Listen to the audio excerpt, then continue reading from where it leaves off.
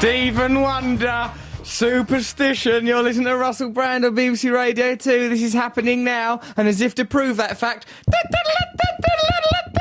who would let me, if that had been a pre-record, who would have kept that bit out? Someone, either Nick the producer, or who's that over the way, beyond all the tinsel, beyond all the Christmas glee, underneath his hat and his hypochondria, it's Matt Morgan. Yeah. Yeah, for you. You all right, Matt? Yes. Why are you saying I'm a hypochondriac? You're the one who's ill. You're ill as well. Don't drag me into it. I'm tired. Really ill. Proper ill, I feel.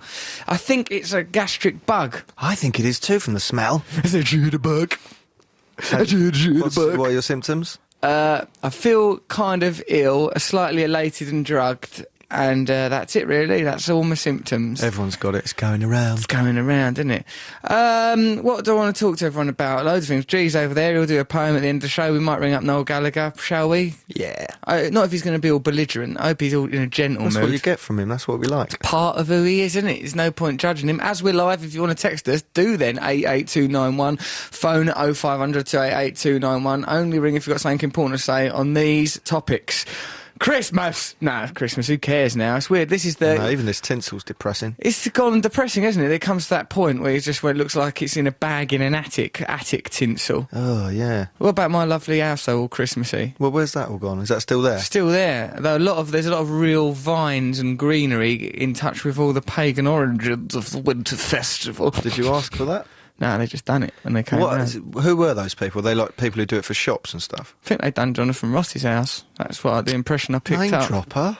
I will drop a name dropper. So what? I ain't boasting or nothing. Did you go around Jonathan Ross's house over the Yule period? Nah, I ain't been round his house since Halloween, as a matter of fact. Oh, he's fallen out. No, if anything, we're closer than ever. Woohoo! For that relationship.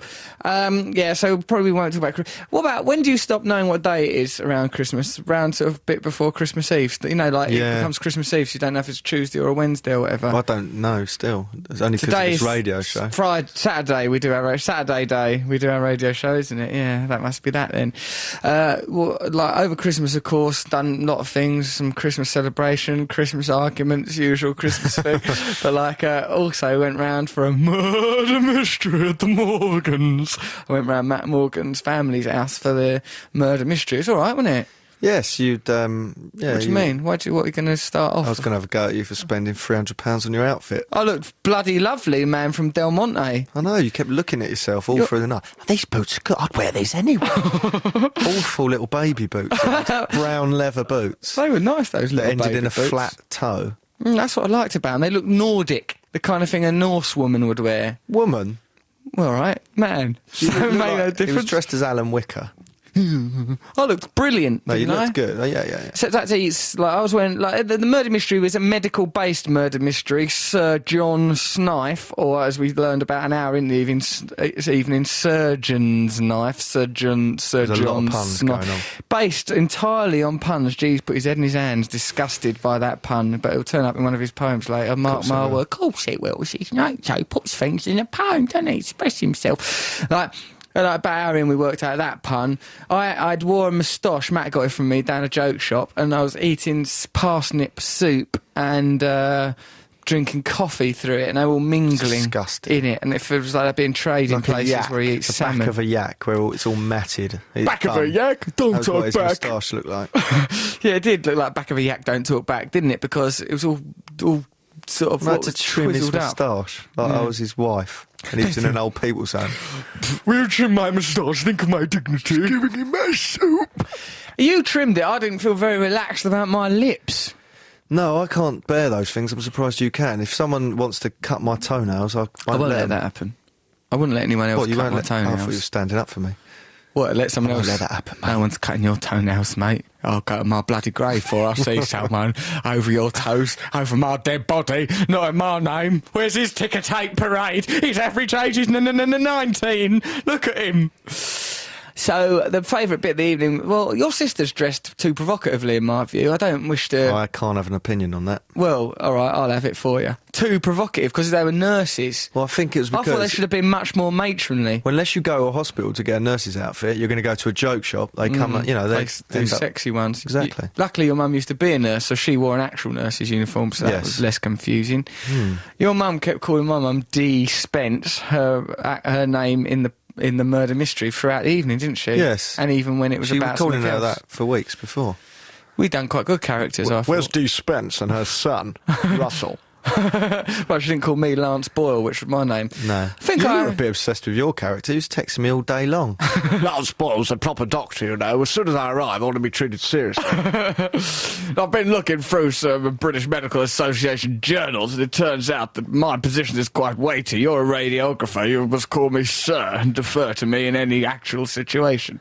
Yeah, I thought we got bored, actually, because we weren't the murderer. It was quite apparent when it... Well, your character was a bit involved. Mine was a complete phony. Yeah, it's a red herring. Your one, we could have cut you right out of the plot, because the only thing that yours was to do with, there'd been a murder, and yours was something to do with scratch cards. Yeah. That's all it was, wasn't it? I was just doing a scam for scratch cards. Also, Russell told me to do a Kermit the Frog's voice. That's good, yeah. So he could outact me. So I had to talk like that all night. Whereas I was doing a brilliant voice, easy to sustain, authoritative and fun. So, like, my voice was brilliant and easily, yeah, but you just talked yourself into a cul-de-sac, didn't you? But we're going to get into it, aren't we? You can go away for the weekend and be in character all weekend. Oh, yeah. Don't you think you'll struggle to stay in the character the whole time, though? No.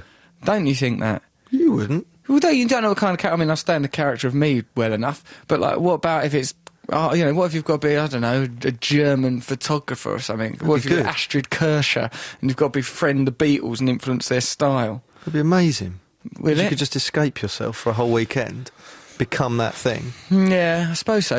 Yeah, all right, that's positive, I suppose. Fair enough. All right, we can do that. Well, we're going to talk to someone later who's an absolute bloody expert. So we were not going to do this radio show, were we? Before, let's not bother, but then we did it for some reason. What was that reason? Loyalty to our listeners. Yes. To our fans who we love, who we live for. We thought we'd do it for them guys. So, bloody well... be grateful. Can't tell them listeners that. Don't tell them to bloody well be grateful. No. Oh, what then? We sound a bit tired, don't we? Come on, let's get really into it. Yes! And we're staying one against tonight. Woo! Enthusiasm! Let's have a spasm! Well, I'm going to feel with myself live on air. Well, I cop for that. Right, I feel a bit more upbeat now. That's good. Right! Come on, Later, then. what? What emails you got? I got an email here from It's about a radio show. Go back to your microphone. Hold on, I had to get Your an email. enthusiasm has led you away from professionalism. I know, that's the thing. It's very hard to maintain enthusiasm plus professionalism. That is why Timmy Mallet is the foremost broadcaster in Britain. Enthusiasm, professionalism, all of it. Chris Akabusi. Chris Akabusi. Remember when he used to do Record Breakers? Record Breakers! The enthusiasm level was so high. Whoa, so enthusiastic about any of the records. You know that my book outsold the Guinness Book of Records over Christmas? That leads me to believe that my book is better than that, and also a record-breaking book. 112,000 copies the week before Guinness Christmas. Book of Records Christmas had a number one. personality, it would have to absorb your book Yeah. in its next edition, and Yeah. it would have to be pained by that. I'd want my book to be in the Guinness Book of Records as best book It will, ever. and that Guinness Book of Records will hate it. It will hate it being in there. It'll be like a little co-joined twin of a book, Yeah. looking up at it, peering up at it, wetting itself So does the inside it. Guinness Book of Records still sell a lot? Of course it does over Well, Christmas. this is That what- Nigella Lawson were my main rivals. Why but I does that sell smited every them. year, right? Because not all those, Yes. so much of it must be the same as the year Exactly before. the same. I mean, how many new The records same are there a photos of year? that bloke with curly fingernails. Curly fingernail bloke, he's never changed. And them two fat twins in dungarees, that idiot with his curly moustache, them idiots with their bearded bees, Dominoes. dominoes going around. Oh, can we just stop for a while on bearded bees, man? Because that's What, have you got some material on it? I've got 8 minutes on this. Now, and here are those 8 minutes. Start from now. If this starts with, why's it a beard? Look, shut up! Because why did they invent bearded bees? Why not a glove of python's wrists? Because it'd be about 2 pythons. All right, pants of moths. A thin... Moth pants. They should have a thin moustache of ants. Yeah, thin moustache of... why don't me and you get ourselves insect costumes, right? We'll have little thin Nazi ant moustaches. We'll wear butterfly bras. That'd be all right, wouldn't it? Yes, Crotchless I'll be over in the lizard knickers. Come Come on. Look, do you want to be in the Guinness Book of Records or not? Talking of lizards, have we got old... What? Old what? Old Ike. Ike! Ike! Come on, a radio show. We will support your crackpot theories. What next week? Ike! Right. Well, that's a good teaser for the listeners. Right, next week, Ike will be on. David Icke will be on. And Imagine that. Ike Turner. Someone more mad and egotistical than Russell. Hey, ho, watch that space. Ike, the lizard man's coming. I believe in a lot of Ike's theories, and it's just a shame that he ballses him up by saying Prince Philip is a lizard. When I met Prince Philip, I was stood next to a dancing bird. Did I mention I met Prince Philip and the Queen? Dancing bird? I was, like she was an acrobat or something. Nice she was. They were from Russia. There was a man one and a woman one wearing sparkly white suits. I was next to the woman one. Prince Philip went, you're stood in the right place. Like that, because I was next to her. Yeah. Dirty devil. He was a bit of dirty devil. I was watching his eyebrows. They were extending outwards like shredded wheat coming towards me, Matt. I thought, I wouldn't mind. Well, they were going like a bramble or an enchanted wood. Yeah, they were. They really come. But I thought, fair enough. Who cares? He's all right. He's just like a laugh. Beard of bees. Why have it? I've not really got material on it. I just said, why think of that? Why would you go? Let's have a beard of bees. The danger of being stung, and the worst place to be stung is on your face. Or the inside of your anus. Why not have a vibrator of bees? Because it would be stupid. It's stupid to have a beard imagine of them. that would have... Like record breakers, even worse than it was. Why don't they have a Guinness Book of Dirty Records? I mean, you on the front cover. We'd outsell the bookie work. In fact, it probably is another name for it. My Russell Brand's Book of Dirty Records. What's Guinness got to do with it? How did they get involved? How did Guinness elbow their way into the industry of records? What's it got to do with them? That's nothing, is it? Why not have the Magna's Book of Lies or something? Carlsberg, I don't know. I'm still a bit ill, but I'm doing better now. Sponsoring things which are a lot, there's a lot of sporting stuff in there. Like when McDonald's sponsors the Olympics, you think, come on, mate, you're not helping any of these people. If they so much as go near a McDonald's, they'll be literally crippled by it. And I will go on the record saying McDonald's causes people to become crippled. No, it doesn't. Other hamburgers are available. So does Burger King. Burger King does as well. Burger King, you bloody fools.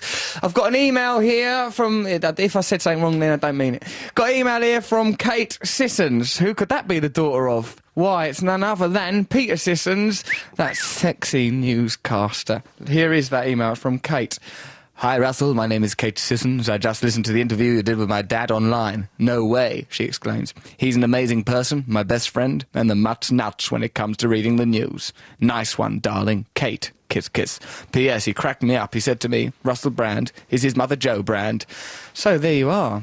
Kate Sissons, daughter of Peter Sissons. Judging from the email, she's mid to late teens, do you reckon? Mutt's nuts? No, she's older than that. Mutt's nuts? I'd say she was 28. Well within my jurisdiction. Look Imagine at that. Sissons. What if she's got a bit of a Sissons face? Oh, actually, you fancy him. Well, yeah, but I don't know if I want a Sissoned face wife judging me. Russell, come to bed. It's time now for us to have Guinness World of Dirty Sex upstairs. We're going for the record of... I'm going to tickle you with my long curly fingernails. My Rivita fingernails. I'm going to be tickling you all up and over your balls. Other cracker breads are available.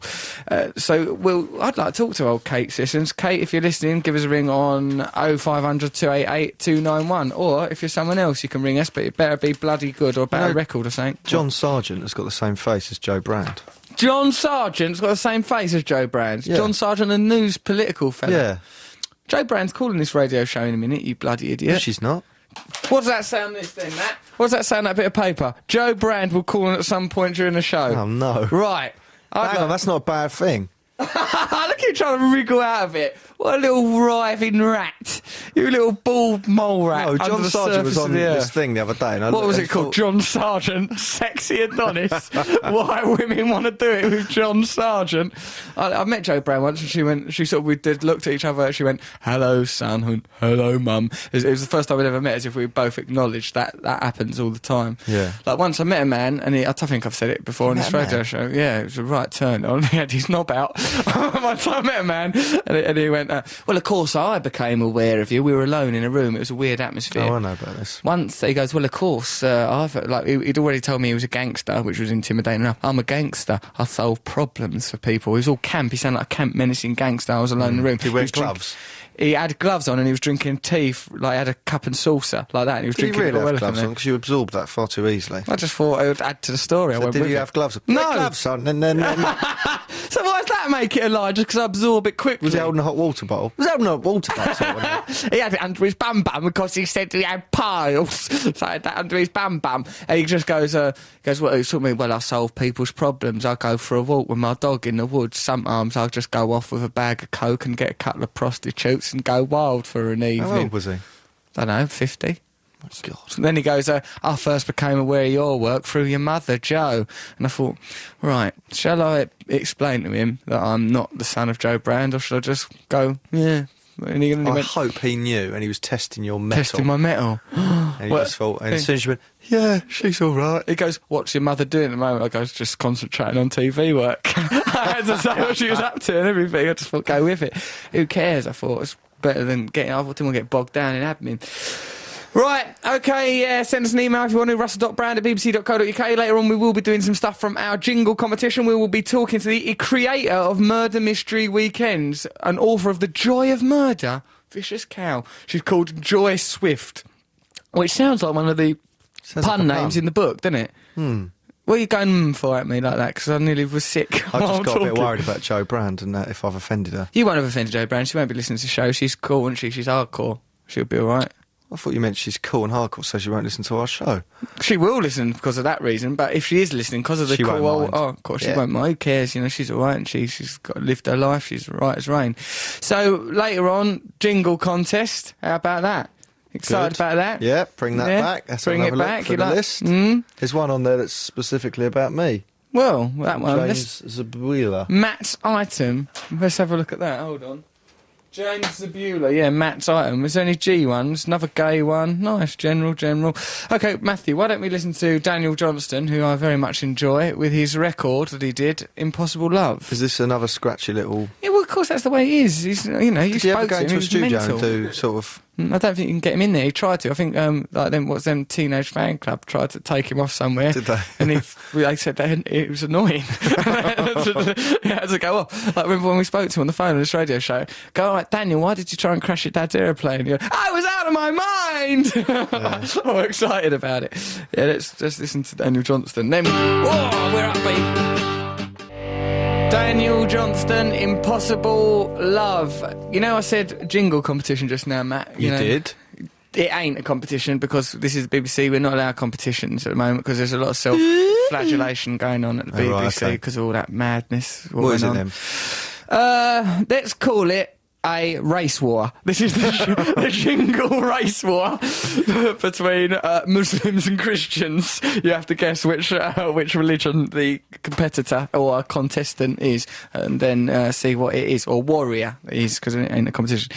I think it's a shame because I think that we're witnessing the end of mainstream media culture, aren't we? Really, television's slowly being dismantled. People with, like, you know, sort of red top media trying to get a shot of the old BBC and the licence fee. I like BBC. It'd be a shame when it's all gone, wouldn't it? Well, that's not going to go. It is, mate. You once said to me, people always need content, doesn't matter what the Yeah, media we'll be is. all right. We're content. We'll be fine. We're mercenaries for hire. We'll be off to Hollywood. We're making movies all next year. We've got 4 movies, and not to mention my own life story, My Bookie Wook, the film.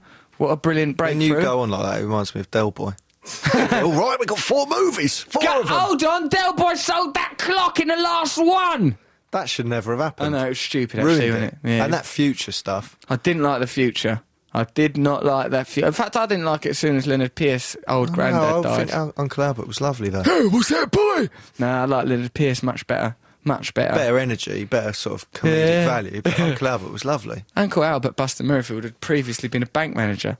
So, there you are. Had he? Yeah, right up to he'd never had any training. There's a lot of posh people play, you know, like Steptoe Son. They weren't Wilfred Cockneys, were they? Bramble, and no, they were They're sort of damn well-to-do fine actors, They yeah. hate each other. Wilfred Bramble used to go off cottaging and stuff. He literally was a dirty old man. Yeah. Good, isn't it, that? Ugh, dirty old So man. when he was saying that, he meant it. Yeah. Oh, you disgusting. Oh, keep away. Let's stop it. Cut.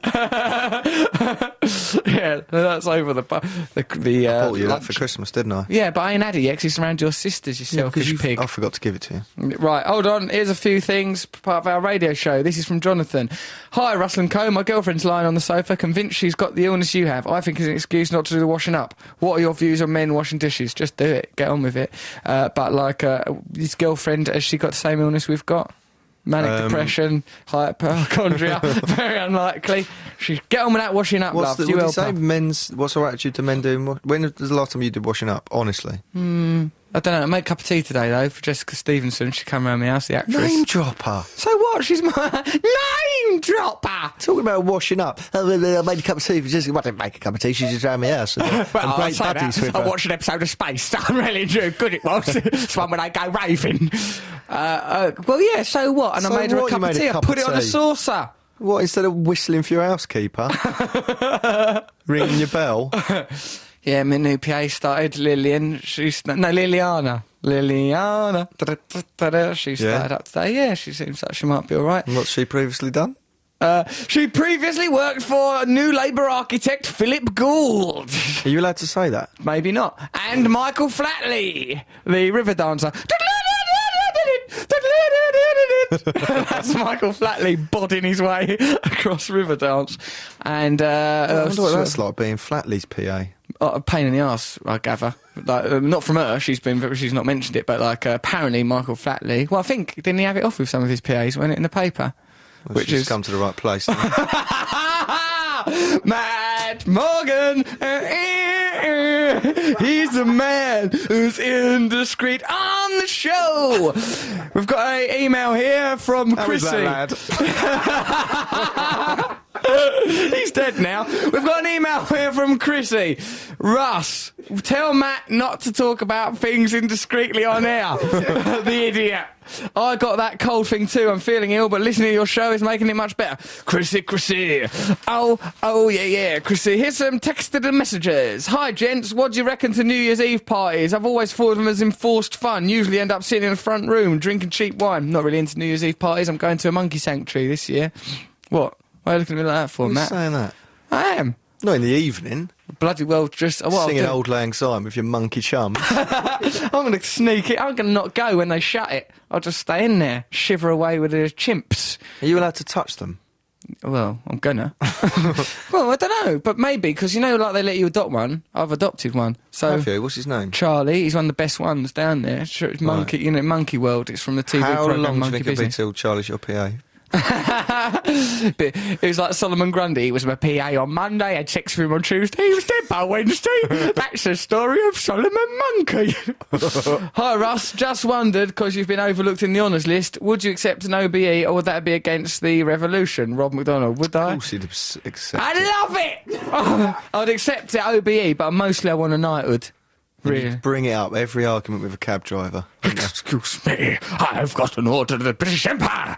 Now take me to Soho. Take me to Chariot's gay massage parlour and wait outside patiently. I don't think that's going to happen, is it? A mate of mine says he once saw, like, there's a gay massage parlour called Chariots where I think, you know, you can go there if you're a gay lad, have it off if you want, which leads me to my new item, gay, in a minute, right? There's this gay massage, we go there and, like, they have it off in there if they want. What do you mean? Heterosexual. Yeah, that's, I don't know all the facts. I don't know the ins and outs.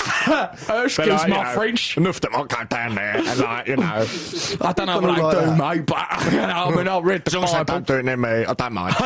What they do on their own time, you know, just not on my watch, son, do you know You what I mean? I went in there just to see, like, how it worked. Yeah, be gay, leaves more birds for the rest of us. Look, Do you want to wrestle, mate? go on, yeah, take your trousers down, now go on. Let's laugh. That's all right, go on, just give me a cut, yeah, I'll get a dicky back ride. Go on, son. I'm not being homophobic. All I was saying is that my mate saw, mate Mark said he went past that How did you meet Chariots. Mark? It's a gay nightclub. He said he went past that Chariots nightclub round Shoreditch once. He goes, there was a bloke banging on the door going, let me in! Let me in! Banging on the door in the dead of night. Like he was really out for some. Maybe he'd lost his wallet in there. Yeah, it could be that. That's one of them things that's touched G's off. He won't stop laughing about that all day. I like it when you get him like that. So, yes, I would accept that. I am totally... Can we as you turn know- the heating down in here? It's Is it hot ridiculous now? See, but look how I've perked up. I know, but So ill. I want to puke, and it's a bit hot now. it is a bit hot. G's gone over there to turn that down. We've made it too hot. It's bloody freezing. We were like shivering oboes, weren't we, when we got in? It's the Wogan way, isn't it? Wogan keeps it so cold because he likes to sit there with his, just nothing but his nuts poking through his fly. Pulls them through, all taut and buoyant. Russell, so anyway, I would accept a knighthood. Russell and Matt, says Gavin, I'm driving from Inverness to Norwich and I've done 360 miles with no stop. I need a pee. Should I stop or wait till I'm home in 108 miles? Do it in a bottle. Me and Matt on... What, driving? That's not safe. Get a wide-necked bottle, like apple juice bottle, like a special bottle. You can't do it. You can't do it at the angle when you're sitting down. You can if you can get it in there. You. What do you mean you can if you're me? Because you could wee anywhere. I've got a gift. It's not a gift. That's one of my gifts. I can wee any time, any place, anywhere. A witness on the Kerouac doc. Hold on, there's some things here about Kerouac. Dear Russell, I've just watched your programme on the road. I wanted to say it's one of the best things I've seen on TV for ages. It inspired me to read the book, which I've meant to do for years, but never got quite my arse into gear. Better than getting gear in your arse, eh? In the debate about the future of the BBC, that is the sort of programme to answer the critics who say the licence fee is just paying for dancing on the icy jungle or whatever. It was proper illuminating and also very funny and informative without being patronising. Sorry if this is too sycophantic. Actually, no, it's the level of sycophancy that I require to read an email. Yeah. Any less than that, it wouldn't have got read. Hello, Russell and Matt. Just to let you know that On the Road programme was a triumph. I didn't know much about you before watching it. I was fearful it would be sensationalist. I'm 48. I'm not your core target audience. But I was delighted to be proved wrong. Wrong! You cracked it. Within only an hour, you managed to evoke everything Kerouac, Cassidy and the whole beat pranks the thing means to me. Sandra was a joy. I suppose that's me as Sandra Proudfoot when I got my new Rootin' Tune boots. Yeah. The music was superb. It worked on every level. Thank you. Total respect. You have a new podcast and I'll spread the word wherever I can. Russell Brand is a class act and knows exactly what he's about. Well, as much as any of us do. All the best. Stuart Constable. Yeah? So what have you done? Because you did say in that documentary, I just want to change my life. I want to live a little bit more spiritually. I've been much more spiritual, I'd say, since then. So I see a baby bird or something, I'll pick it up, put it back in a nest, right? Do you? No, I stamp that little bird into the ground like a cigarette. Hold on, think of another spiritual thing. I'm ever so nice to everyone. You are? Oh no, nice and pleasant and that. Try and spread love. I just think try and liven everyone's life with a bit of love that you come into contact You never with. actually say anything negative about people in the media, do you? Never say anything negative about anyone. Don't no bitch point. about things. No point. Give you that. Just be loving. Just be a loving child of God. However, if you cross him, Oh, if you cross me, I will dedicate my life to your destruction. I'll say that's for old me. Right, we've got lots of things coming up. There's that jingle competition. There's my new item, Gay, which, as usual, is someone probably worrying about whether it come out It's as always gay, the same problem. In which the answer is just come out as gay, you bloody idiot. Right, this one is from someone called... Oh, where's my jingle for Gay? oh god, Oh, come on, Matt. There's a new gay one here from Simon in Essex. A new gay jingle. Gay! Hello and welcome to my new regular item, Gay. This is from Jack. Hello, my brother is only 20. Hello. Says it in the... Oh, it didn't even actually say hello. My brother is 20 and not the butchers of fellas. I've always assumed he was straight, just slightly feminine, but recently I was looking for a blank tape to record your immense show on the road with Russell Brand on, and I came across a gay porno in his room. Tapes? When's he emailing us from? 1984? I want to be there for him if he is gay, but I can't bring myself to ask him outright help. He's a fan of the show, so please be discreet. From Dave. Get your nose out of it, Dave. Dave, if you're gay, it don't matter, does it? He'll tell you in his own good time. Don't give him no aggro about it. Who cares? Or... Option 2, put on PVC hot pants and a big moustache, say that your name's saying like, I don't know, Lee or something, then hang around in his bedroom going, poo-poo-pee-doo, see what he does. That's, your Works option. for you, innit? Keeps me going, gets me through the night.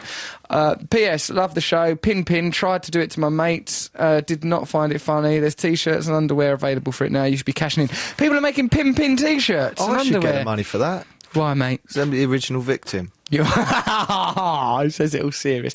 Matt Morgan is the original pin victim. That is why I'm starting my campaign. Poor Matt, the original victim of pin-pinning, who was pin-pinned by Darren French. I'd like you to send us drawings of Darren French on the back of a BMX on the stunt nuts of his mate, pin-pinning Matt as he goes past. Please send that to us now. Well, it can't be in the news already. Can I just say that pin-pinning is a tiny stabbing? Yeah, I suppose Think of it it is. like that. It's not so funny. Yeah, but it's only a Lilliputian stabbing. It's not still a real, is stabbing. it? It's just like being stabbed by a little mouse. It's not proper stabbing. All right, I'd like to see you stabbed by a little mouse. I would as well, because I've been bit by a mouse and I didn't complain. When? I just popped it up my back pocket. It tried to escape, it panicked. No one's ever done that, have they? I don't know where those think rumours so. came It's a from. senseless lot of propaganda and filth and homophobic rubbish. Now, Joe Brand is on the line. Hello, Joe Brand. Hello, Mr. Russell Brand. Hello, dear. How are you? Oh, not too bad, thank you. I was just recounting the tale of when we met backstage at the Albert Hall, think it was a secret policeman's ball, and you went, "Hello, son," and I went, "Hello, mum." Both of us wearied by the question, I'd assumed in that moment. Indeed. I mean, obviously, I've been meaning to apologise for a long time for giving you up for adoption when I was 13, but the social worker said it's the baby or the fag, so something had to go. It's fair enough, really. I think you made the right choice, because a lot of them fags have gone on to become stars in their own right.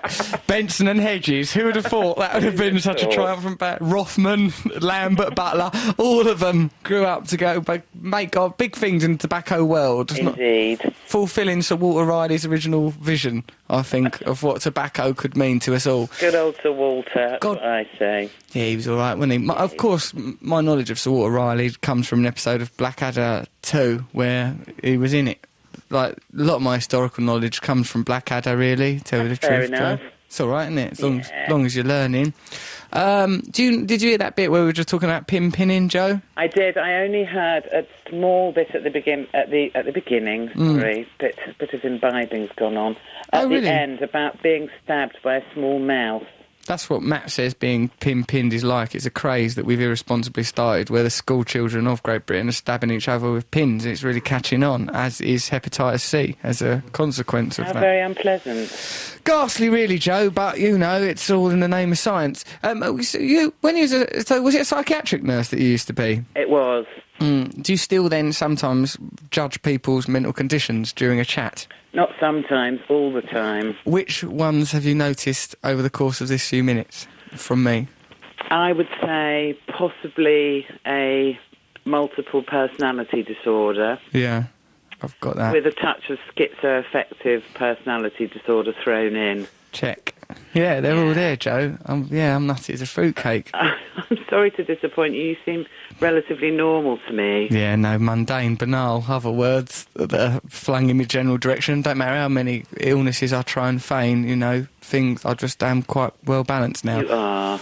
Joe, I should ask out of courtesy, are you promoting anything that we should say about? Well, not really, except I have been asked to throw in the fact that in February I am doing the Pirates of Penzance in the West End for 2 weeks. Are you? I am. What are you doing in that? I'm playing the police sergeant.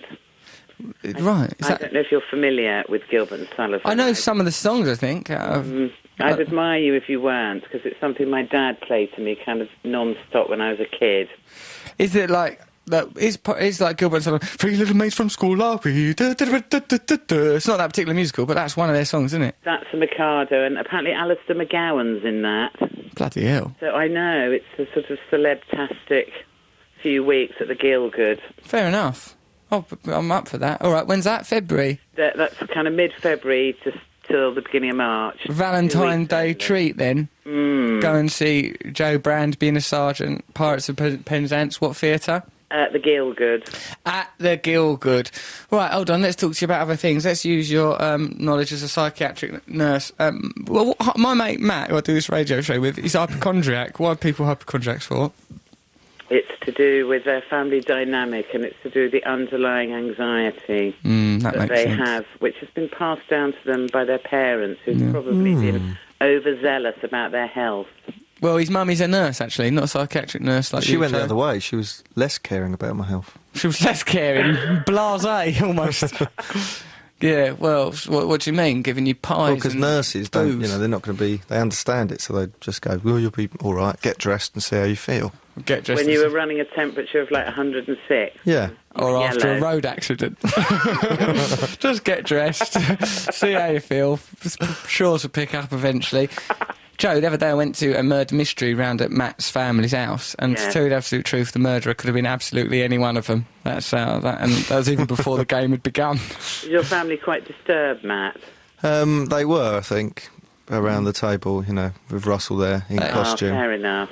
I looked bloody marvellous in that costume. I wore a white suit, Panama hat, grey moustache, black rimmed spectacles, lovely little brown boots, and a cravat. I looked to all the world like a colonial. John McCririck. Yes, Yeah. yes, that's pretty much it. Yeah, colonial John McCririck. Yeah, happily, Joe. That is kind of what I appeared like. It was Matt's mum ended up being the murderer, as a matter of fact, which was, you know. I've never done one of those. Was it good fun? It sounds hideous to me. No, it's all right. Go give it a whirl as long as you can break character. You know, you don't have to be oh, could I have the butter? You know what I mean? You can sort of stop to do normal, necessary chit-chat. And you're not actually allowed to murder someone. No, I mean, Right. I did get away with striking a child under the pretence that it would help the narrative along. But that was as far as the violence went, Joe. It was quite good fun, really. It sounds good fun. I may have to call social services. Give them a bell, get All them right. involved. Where are you? Are you in a domestic situation? I am flat sitting in Penge for Joan Collins. Really? That sounds like a... Well, I say flat sitting, it's more sort of sheltered accommodation, really. You're in Joan Collins' sheltered accommodation, flat sitting, while Yeah. tipsy. With my Christmas present from her, What is it? Trini and Susanna's body-shaped Bible. Really? This all sounds so... I can't tell what's real anymore. No, don't worry, I can't either. I'm well past that stage. I am in a hormone meltdown. Oh, really? Well, I feel like since I've had children that I don't actually know what day it is, so Yeah. I just go along with that. It's quite good fun. I suppose so, because ultimately it don't really matter what day it is, does it? They're all basically the same sort of thing. Yes, exactly. Joe, thank you very much for coming on our radio show and chatting to us. It's lovely to hear from you. Are you all right? You sound a bit tired. I'm and ill. world-weary. I'm really, I'm a bit well, I'm slightly ill. I've got I think I've got some sort of gastric bug or something. I feel like nauseous and lightheaded. Where I don't take drugs, I try and take illness as a free buzz in a way, you know, the sense of vague elation that accompanies malady. So, like, you know, I'm trying to get off on that. But I'm a bit tired. Every so often I get, I neck a bit of caffeine, give myself a little rush and just, you know, try and lift myself up a level. But basically, I still think we're doing a damn good job. Me too. God Look bless after you. yourself, though. You and all, Joe. Be careful. Rifle through her drawers. It would be my advice. Rifle through Joan Collins' stuff. Indeed, I will. I fear Biggins may already have been there, but I'll course see he what has. I can find. Oh, bless you. Thanks for calling us, Joe. All Take right, care, take my it love. easy. Bye, Joe. Ta-ta. Bye. Bye. Ah, there she goes, Joe Brand. What? Is that a lie about Joan Collins? I Must be. can't tell, except for the Biggins bit. I couldn't tell if it's a lie or a truth. What do you want to listen to then? You can pick one if you want. Well, I don't want White Wedding. Don't put it on then. What would you want to listen to? The White Wolves, them crazy racists that done all them bombings in the mid-90s. I listen to one of their records. The White Wolves, they were idiots. Well, remember when there was a bombing in the Admiral pub in Old Compton Street, right? Like, it's a That gay wasn't them, pub. that was just one bloke. I know, but the White Wolves hilariously claimed. phoned up and goes, "We done that," and they hadn't.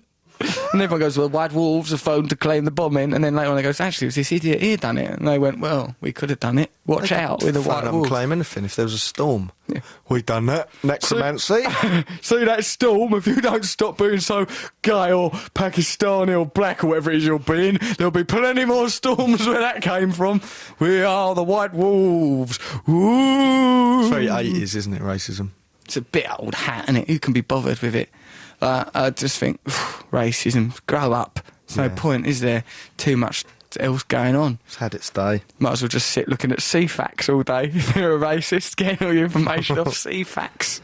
Right, all right then, what do you want to put on Jesus and Mary chain? Yeah, or do you want Lady Madonna? It's more up, innit? Should we Yeah, go might for lift us up. Lady Madonna, lift us up for the vibe. Woo! G's putting his thumbs up as if, well, I thought it was some sort of dirty gay gesture. Right, you ready? Yeah, of course I'm ready. Well, you just said something inflammatory. All right, apologise. There it is. Lady Madonna. I don't like the sound of that Lady Madonna's house much, do you? It sounds horrible. Babies everywhere. It sounds like she's got boobs all up her rib cage. Why has she got other children? What do you mean? Didn't she just have Jesus? I think that it isn't. I don't think it's meant to be literally Madonna, the mother of God. I think it's just like he's saying, like some mothers, even though they're basically fulfilling the same role of the Madonna, they're like, I think they live below the poverty line. Loads of kids everywhere, children at her feet. Wonder how she manages to make ends meet. Like we don't revere all mothers the way we revere the mother of God. Probably it's a comment on paganism and social situation in McCartney's This came from a native man who Liverpool. obviously understands the Beatles after his Disturbing cover. Hey, in the recent documentary, that Beatles cover album that we done on Radio 2, I can't remember the full name of it, and I didn't listen to it, but I think you'll find that I came across pretty well. In what? They did a documentary about the making of that covers thing, what I'd done with Oasis, I think Razor Light might have done something, Pete and Carl, formerly of Libertines, did it, and I think you'll find that a lot of people said that my cover was the best. Who said that? I don't know, probably no one, I just made that up, just to throw you. Why would they have said that? You know, but it was bloody good fun, and frankly, of all my many achievements over the course of the last year, films, bookie works, when I look back, 2007 will very much be the year of breathy Beatles covers for me. And when's the Bookie Work Part 2 coming out? Bookie Work Part 2, don't know, we'll live a bit more life first. Why? Would you want to be in it more or something? No. Why are you asking? We'll write Just it out later. wondering. I'm trying to help you promote. Maybe you're going to get it out for next Christmas. No, it's hard writing a book, I'll write one another day. Yeah? Yeah, I'm a bit tired to write a book today. I've got an exercise bike around my house. This bloke Lyndon bought it around there. It's called Bicycle Cross. It's yellow, it is. I sit on it, I do half-hour cycling. Do you think I'm looking really fit? Yes. Right, hold on, you paused. Well, how can I tell if you're looking fit? Just from a manner. Well, you really do half an hour on an exercise bike. I saw that. Exhausting. Actually. Great big yellow thing. Gorgeous, Big Bicycle sticker Cross. on it going, go on, Russ, do it. Get on board, clamber in. Yeah, I get on that sometimes, and I sort of, in my inner voice while I'm on that bicycle machine, I'm going, go on, son, get on. What do you look at? Where are you, in the kitchen? The kitchen, I put the telly on. Do you? Yeah, for half hour, put on a programme for like the Concords, Peep Show, something like that. You Cheer like yourself up. remind me of Dorian out of Birds of a Feather. Am I like Dorian out of Birds of a Feather for? Sort of scuttling around your house, wearing all them clothes. It's sort of glamorous, you know. I put on just my pants, Y-front pants, and like black training shoes for that. I look like an absolute goon. I really do. Sat on there all sweaty. What happened to the gym you used to go to? I go there still with old Dave. Well, you're just trying to get the edge with your exercise bike. That's right, get the edge on him so he'd be shocked by my advancement. That's what I want, really. He just didn't think, bloody hell, look at him, he's all man, isn't he? Why don't you get a bike and ride around like you used to? Too famous. Yeah, I don't like it. Boris Johnson does it. Yeah, but look at him. You know, I don't want to do that. Jessica Stevenson come around my house on a bike. She likes to be on a bike. But I sort of said, for me, the days of biking about, I'm too nervous on a bike. Yeah. You know, what if someone might hit you? Or if you could fall off, go over sideways. There's too many risks. It's fraught with problems. Hello, Russell and Matt, says Emma. Further to your Guinness Book of Records talk, I can see why it's your main competition in a book war. Check this guy out. He's got the longest ear hair in the world, 13.5 centimetres. I'm impressed. His quote was, God has been very kind to me. Love you. Bye, Emma. That's good, isn't it? That's the sort of thing that goes on in the Guinness Book of Records. It's disgusting.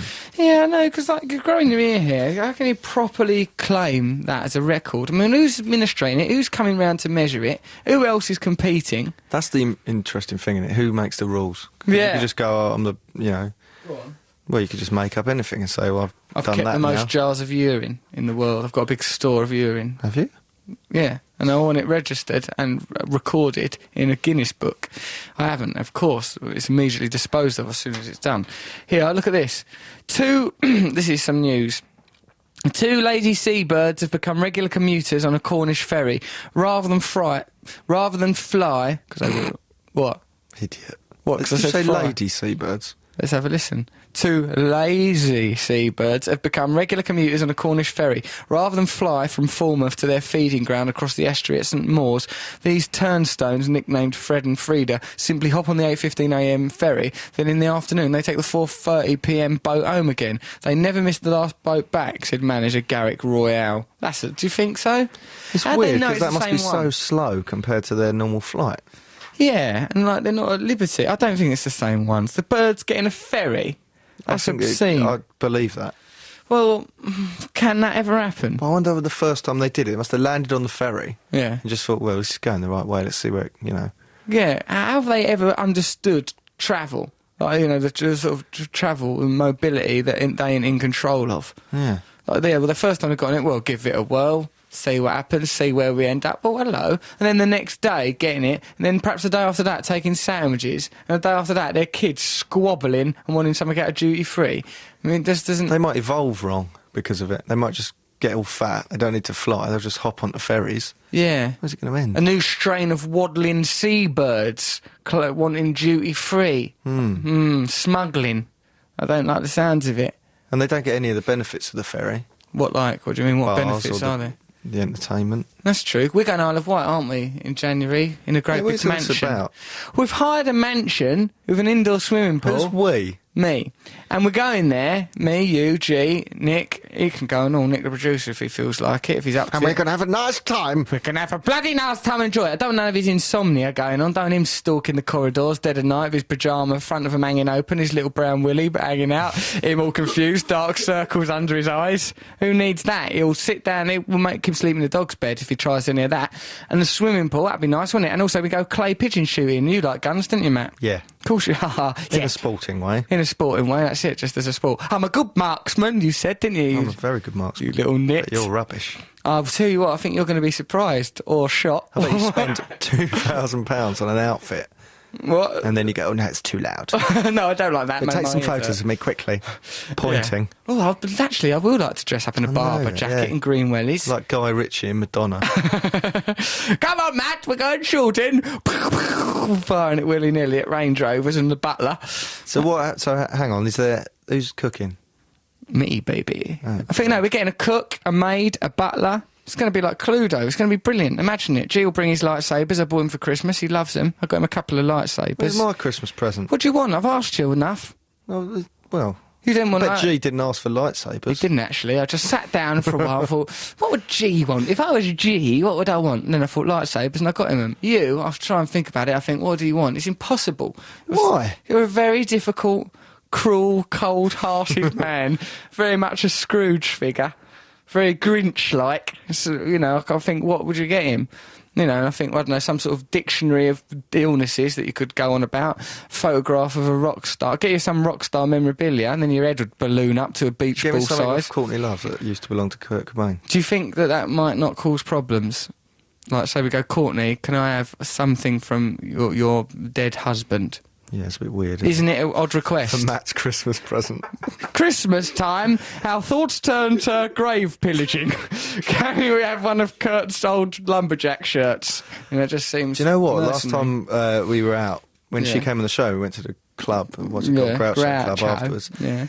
She had to get a drink, right, a round, and she had a Coke, and it came to £100 because everyone was drinking. It's expensive. And she said to me, oh, can you sort me out with some money? Because I only had a Coke. What are you And I saying went, now? "Yeah, You're yeah." entitled to one of his guitars. What do you want now? I'm saying, I feel bad, and she probably thinks I'm a bastard. I think she probably does think, oh, and I apologise for your filthy language to any BBC listeners, like Ashley the Queen, who happens to know for a fact listens to the show, because she leaned over and went, I listen to your show every week, and she cupped me. Made a jingle. She goes, one's made a jingle, made a jingle. All right. I've got to go to the toilet, Matt. I don't feel very well. Should we put a record on? Yeah. Don't put the Ramones on because it's not long So enough. it's a minute to the news. Oh, though. minute to the news. Oh, Come God, on, I'm you so can ill. do this. Just get through this minute. That's what Yeah. I've got to do. Don't burst my chubs. That's what I was thinking of for the Ramones, but we won't say. It's good that we've stopped trying to get Andrea, the newscaster, to say stuff like we did. I listened to an old podcast the other day and I thought, what were we thinking? We're going, right, Andrea, say this. And we're like idiots. What were we thinking? We've really matured into a couple of fine broadcasters. I think Wogan's going to be very proud of us I think he is proud of us. as he sees the mess you've made of his chair. And the mess you're going to make in a minute, the way you're wobbling around. I know, I'm trying to keep myself together. Even Jo Brand noticed that they were saying cup, didn't she? Well, we're in a weird frame of mind, aren't we? I know, but sometimes when we're like this in the first hour, we go balmy in the second hour. It's happened before, and Stay tuned. Stay tuned for the second hour where things might go all balmy. But before that, why not flood your head with things that have, excuse me, actually happened in a little show I like to call Here Is the Bloody Old News. This is BBC Radio 2, online, on digital, and on 88 to 91 FM. Dub, dub, dub, this is some news. What bloody hell, Voodoo, PayPal, Prodigy. You listen to Russell Brand on BBC Radio 2. We just had some newsy poos, and then we had the Prodigy doing that Voodoo people thing. You stopped that abruptly, didn't you? No. Oh, 1 minute you're going, 10 seconds, and it was just an awesome silence. Also, don't you fade things out, or don't I hear the fade? Well, when I put the mics up, Yeah. it sort of cuts in. Cuts in, does it? So it sounds to you like it's ended abruptly. It hasn't. But to people listening Don't at try and home, understand. got you in your little button box. Antonia says, Russ, speaking of travelling animals, I read this the other day. They ain't stupid, these animals. Bus drivers have nicknamed a white cat McCavity after it started using the number 331 bus several times a week. The feline, which has a purple collar, gets on the busy Walsall or Wolverhampton bus at the same stop most mornings. Then he jumps off at the next stop, 400 metres down the road near a fish and chip shop. Love the show. Antonia, do you think that's true? I think it is true. I think animals, you know... How do they understand buses? Because like, dogs understand cars. Do they, Matt? Can they have it? I think I have to lay on the floor. Oh, no. Right, He's just pulled his microphone out. It's all right, He's now plugging it in. Right, I'm plugging it in now. It's the professionalism of a chimp. Yeah, there we go. It's all right, it's back in. Right, I think I've got to lay on the ground and do this. Really? I've got to. I feel weird. You really think you're Jim Morrison? There it Is goes. everybody in? He's laying down on the floor. Oh, God. Right, I'm just laying on the ground. Lesser broadcasters would have just gone home. I'll lay on the ground for this bit. Yeah, it's just this standing up makes me feel more ill. This lack of eye contact reminds me of when you were in Hawaii. Oh, those were days, weren't they? I was in Hawaii. You're just a disembodied voice. I know, that's what I felt like over there. All those people smoking crystal meth, Hawaiians, surfing, being in love with my surf instructor. Whole thing was a lot of pressure. This is a text message from Millsy in Cranbourne. If you listen very carefully, the song Lady Madonna is about a prostitute. That's my take on it, but then I am a prostitute. Love the show. Millsy. Millsy, you saucy prostitute.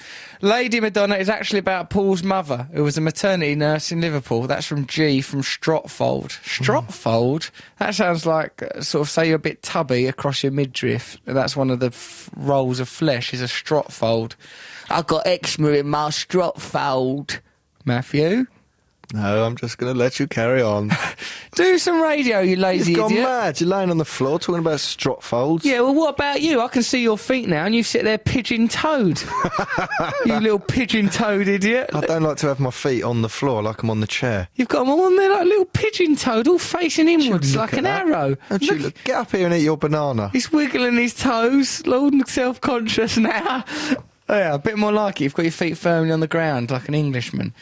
What about some Tom Waits, says someone by a text message. You both did good that'll cheer us impressions.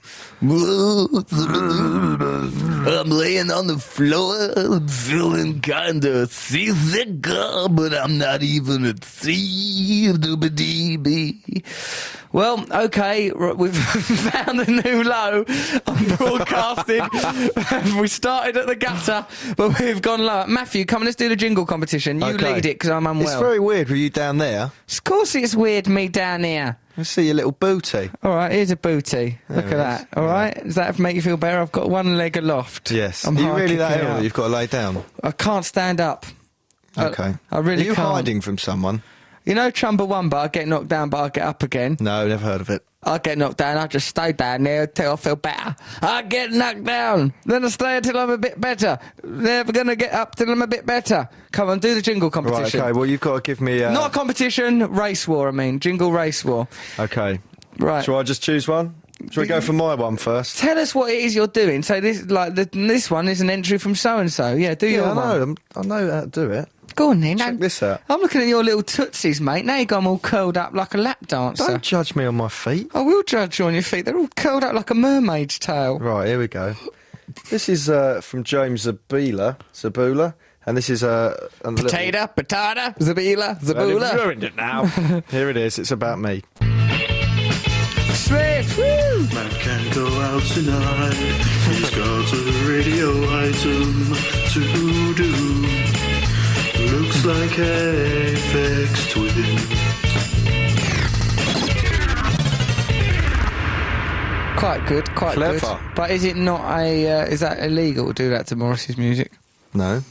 It's copyright infringement to change someone's lyrics. We No, couldn't. it's a parody. You're It's a allowed to do a parody? parody, yeah. What, so we go, Lady Madonna, working as a whore, waiting for the next client through the door. Oh, wait, that's about Who Paul's pays mum. 50 for the next day? No. Oh, he's up. Look at all that spunk dripping down the wall. First night I've seen another coprophiliac. Don't go on with this song. Wednesday morning, did a threesome with my mum. Tuesday night I licked up someone's spunk, yeah.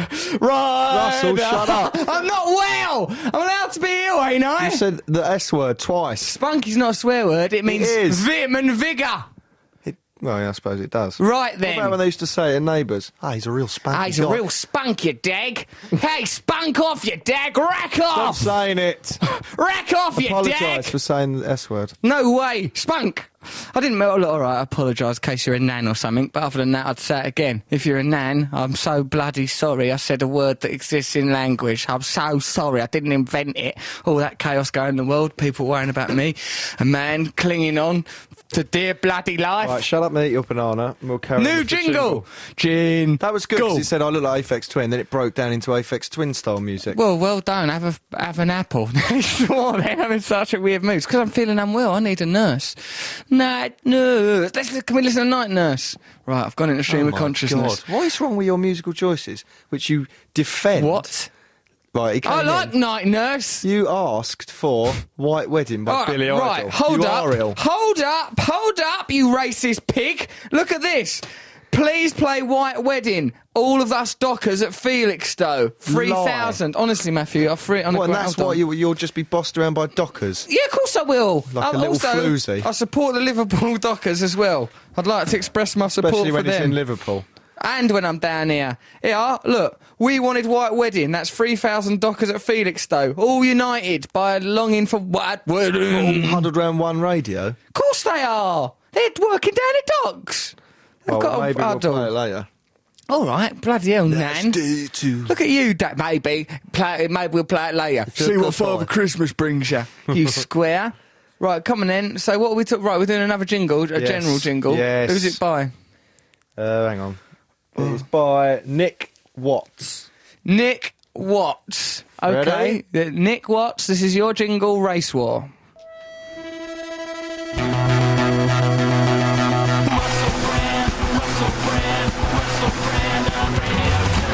Love it. Well done. 'Cause That's it's a quite good good. duration. Shall We we can again? use that. Yeah, let's do it again. This bit's too slow. Oh, no, maybe not. Right, we can use that. Well done. Makes me feel like I'm actually doing a radio show instead of lying on the floor feeling very, very sick. Right, what other jingles have we got? What's his name, that fella? Let's congratulate him. That was Nick Watts. Nick Watts, you're doing very well in our jingle Race War. Right. What else is next? Michael Lynch. Michael Lynch! Michael Lynch! Cultured Insanity with Russell Brand. I'm a bit scared of that because it sounded a bit green sleevesy in the background. I could imagine that being murdered to that noise. Could you? Cultured Insanity by me. Sound like one of those old computer games that's set in a haunted house with that Yeah, sort I of remember spectrum those. music. Ah, good old Ghostbusters. Quite nice, those though. sort of days. Let's not break the spirit of Michael Lynch. Michael Lynch, we love your spirit. Keep it up, old son. Don't ever, ever be downhearted. Sorry about the saying spunk. Right, now... Stop saying it then. All right, I apologise for it. What do you want? People might have forgot what I was apologising for. You're one of those people who can't apologise without going, I'm sorry. But what do you expect, right? I'm sorry. I'm sorry that everyone's so stupid they get offended. Sorry that I was bullied at school. Sorry I never asked to be born. Yeah, why did you have children then if you weren't going to have me? I hate this world. I'm going to my room. Right, We've all been there. we've all been there. That was our childhood, and I believe that was brilliantly portrayed by Harry Enfield, the comedian. Now, come on, Matthew, do another jingle. Jack DeGarma. This is Jack DeGarma's Race War jingle.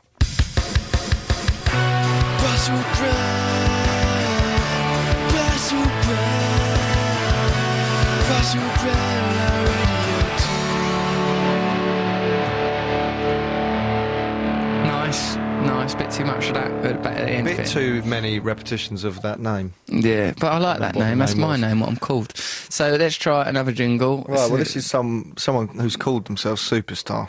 Really? The absolute breathtaking arrogance It's a of that. pin one. The Pin one. Oh, I Yeah. love Pin. I was walking home from Scouts. That's just a sample of us talking. He's done barely any work there. Should we have another pin one? Superstar. Yeah, go on. That's why it's hidden behind the name Superstar. Because he knows actually his work is very deconstructuralist and actually don't require much effort. Right, let's have another penny.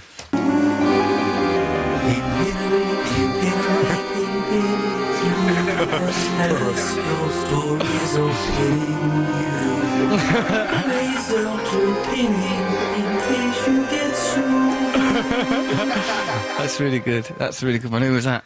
That was Simon in Essex. Well done, Simon. This says General. Simon in Essex General. 34 at the Oh, bottom. he's done a couple. Nice work, Simon. What brilliant work. Oh, he has as well. Yeah, that's excellent. Well done. What brilliant work by him. Dead man stuns friends with holiday greetings. Fitch, known for his sense of humour, died aged 88. His friends and family started to receive Christmas cards from him, handwritten with a return address of heaven. The greeting read, I asked the big guy if I could sneak back and send some cards. At first he said no. At my insistence, he finally said, oh, well, go ahead. Better get back, as the big guy said his stretcher points let me in the first time, so I better not press my luck. A friend for nearly 25 years, Debbie Hanson, said, all I could think of was you little stinker. It was amazing. You little stinker. It's like she was distracted by her own bottom. If you knew you were going to die in like 6 months, would you do things like that? Would you make little videos? Yeah, for I people? film everything from then on. Yeah, but not in an egotistical way. I mean, giving them to In people. an egotistical way, though. Film it, film this, you can learn from this is my legacy. Film my legacy! You're on the brink of saying something mad, aren't you? Yeah, I am actually. Luckily, I'm a very skilled broadcaster, so you will not get any actual madness, just stuff that seems a bit mad. Hey, look, call our answer phone, 08700 100 200. Did we get any interesting weird messages on that? Let's have a listen to see if we did. We got something from Jerry Halliwell once. I enjoyed that. What? Yeah. Have you been speaking to her? No, Matthew, I've not spoke to her since I met her, which is often the way with women. Do you have another jingle? Jingle, jingle! It's not a contest, it's a race war. Remember that? There are no contests allowed, but race wars flourish. This is Lee Noak. Lee Noak. Or Noak. What? That's weird. Oh, look at that. Lee Noak. It's all corrupted. Lee Noak. Lee! Lee, what are you playing It's at? made it on a computer that's underwater. Lee, you reckless idiot. What on the earth was he doing with his Jack's Clouseau-style sub-aquatic recording system? Very odd, that, wasn't it? Well, Matthew, I can only say that was a breach of the idea of our jingle race war. If you can't enter in the spirit of our jingle race war properly, don't enter it at all. Would that be your advice as well, Matt? Exactly that. And also, let's listen to James as a... Oh, no, we've had that. Of course we have. Let's do Simon and Essex's non-pin-pin Oh, yeah, one, the but general 29. one, because he's proven himself to be a skilled jinglist. Let's go for it. Russell Brand on Radio 2 on Saturday nights from 9. Very little relationship. Everyone can do Morrissey's voice, can't they? Yes, but only Morrissey does it well. There's not enough relationship between the content and the words. Like, you Really? know, the musical content. His thing there, what Yeah. he was saying, it didn't go with the musical bit, did it? Very well. Get her, the new Simon Cowell. I'm sorry, you're never going to make it in show business. No, he's done well. His other one, the Pin one, was a bloody masterstroke. Okay, is this something I should be doing? Oh, let's talk to that murder mystery woman. Let's put a record on, then we'll have her, yeah? Yeah, this is a good way of doing a radio show. I'm very relaxed. Well, all that's different is you're sitting down and saying spunk every 10 seconds. It's a real breakthrough. I think this is how Kenny Everett started go wrong. Sitting down. Oh, Do you want to listen to a gay jingle? Yes, I do. Russell Brand's brand new item. Gay. Gay. Well done. G didn't like that one. G's bothered to crane round Matt's back to condemn that one. Really? Yeah. What are you condemning that from round the back of Matt for? Yeah, use that in a rhyme. I'm leaning round from the back of Matt to condemn that crap. That's the sort of thing you'd say, innit? Right, okay, so we're going to talk to a murder mystery person, but meanwhile, come, let's listen to White Wedding for the Felix Stowe Dockers. Support the Felix Stowe Dockers! Come on, Matt. Really? Yeah, what have you got against Billy Idol? He's cool. Is he? Yeah, of course he is. Oh, Billy Idol. He's good. I'm here. I'm here, Billy Idol, White Wedding. Oh dear, I'm down back on on the the ground. floor. I'm back down on the ground. Down on Oh, the yeah. ground. Down on the ground, like when Sid Vicious got asked that in that press conference after the murder of Nancy Spungen, who don't seem very happy. No, I'm not. Where would you like to be right now? under the ground. That's where he wished he was, under the ground. He felt all confused. I'm laying down on the ground. I'm feeling a little bit ill. That was White Wedding. We played it for the Dockers of Felixstowe. Hope you enjoyed it. Listen to Russell Brown on BBC Radio 2. If you want to send us a text, do 88291. I'm feeling properly ill. I've got that thing that loads of people have had, you know, it's about a gastric fluid thing. I feel all nauseous and bilious and a bit out of my head. Is there any drugs you can take for it? It gives me an opportunity to get some drugs down my neck. I'm looking at little Matt rootin' tootin' tootsie feet Morgan with his little twinkly toes. Look at him moving. You can take around. indigestion tablets. That's all I've got on me. All right. I've got one left. You can I feel have like I might throw up though if I put anything down my neck. That's the problem. Oh, God. That's one of the main worries. Anyway, me and Matt Morgan done a murder mystery the other day, or at least we done a murder, and we'd like to now talk to the inventor of murder mysteries. She is called Joy. Hello, Joy. Hi, Russell. How are you doing? Oh, I'm a bit ill, love, but don't let it upset you. Well, I've been ill too, so I can sympathise. What's wrong with you? Oh, flu-y, thingy, all over Christmas. Ugh, all over the Christmas turkey, all up the walls, all over my lovely. Christmas. Dirty devil. Where are you? I'm in Liverpool. Oh, yeah. Nice. Capital culture, don't you know? Yeah, I do know, because I've done the Royal Variety performance up there. I'm well into Liverpool, and I love the place. Now, what on earth's going on with this murder mystery? You invented it? I did, 26 years ago, when I was a mere girl. When you were what? A mere girl?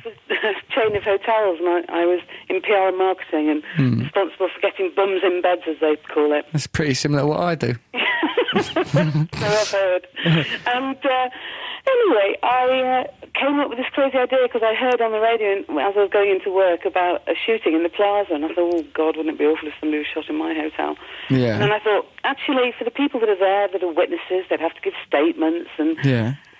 This is a tragic good. beginning to the murder mystery phenomenon. In the hotel. I thought that the murder, like the producer Nick Phillips, right, our producer, calls himself a vicar's son. His father must be disgusted the way he carries on. Listen to this. He goes, ask her how she came up with the murder mystery phenomenon. It's a lovely, jaunty story. It's totally founded in murder. Yeah, it was.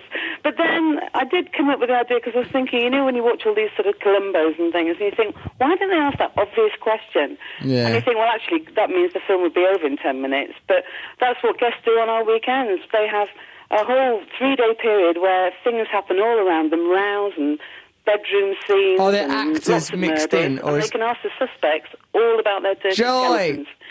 Are there actors mingled in with the murder mystery players, or is everyone just a person, a real person who's just come on the weekend? No, they're actors. There are 10 actors. There's always a really sort of well-structured, complicated plot. Right. And it lasts over the whole time. And really, you've got very little time that's free. But we sort of, we have games over dinner and stuff. So it's not all really serious sleuthing Miss Marple-ish stuff. Do you pretend that, like, if you go on the murder weekend, do you pretend to be a character? Yeah, well, each plot that I write has a theme to it. So you get a letter a month before you arrive, and it explains the theme, and it gives you some ideas of just a little character that you should create for yourself. E.g., what sort of character would you do for me and Matt? Do me first. Well, there's a question. I mean, for example, if it was a wedding... Yeah, like White Wedding by Billy and the groom Idol. would be the actors, and I'd write and tell everybody a little bit about the bride and the groom. So clearly, you would have been somebody that had had the bride many years before. Brilliant. Some sort of, former lover of the bride. Yeah.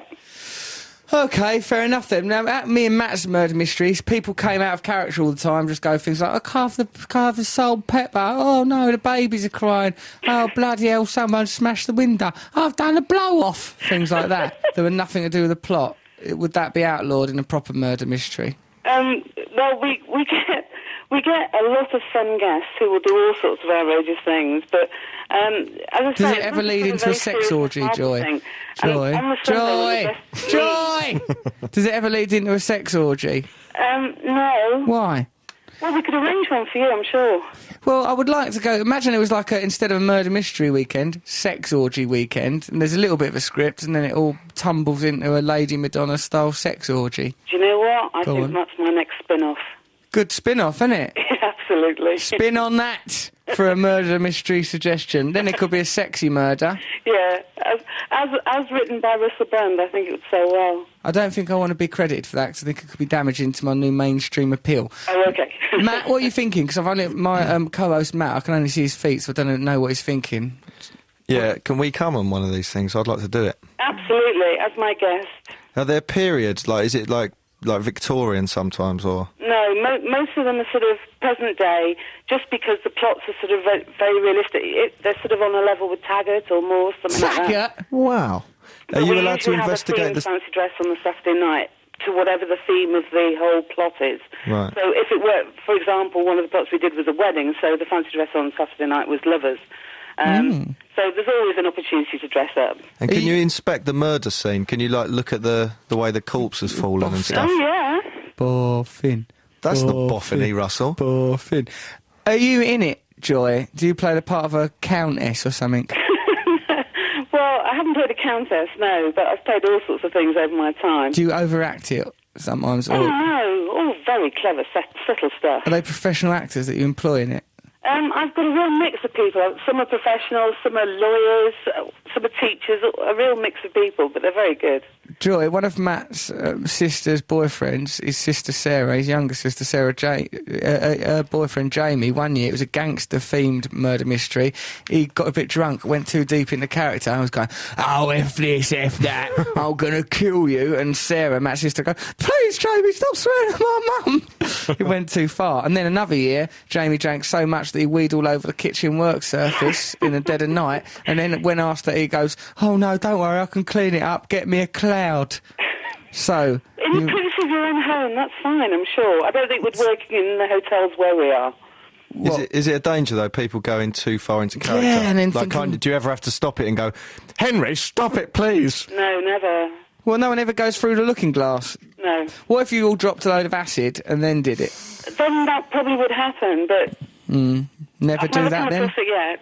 No, it's an irresponsible way. Mixing LSD and murder mystery would only lead to the Manson family cult. I think we can agree that was a terrible time in modern history, and we never want to revisit it, eh, Joy?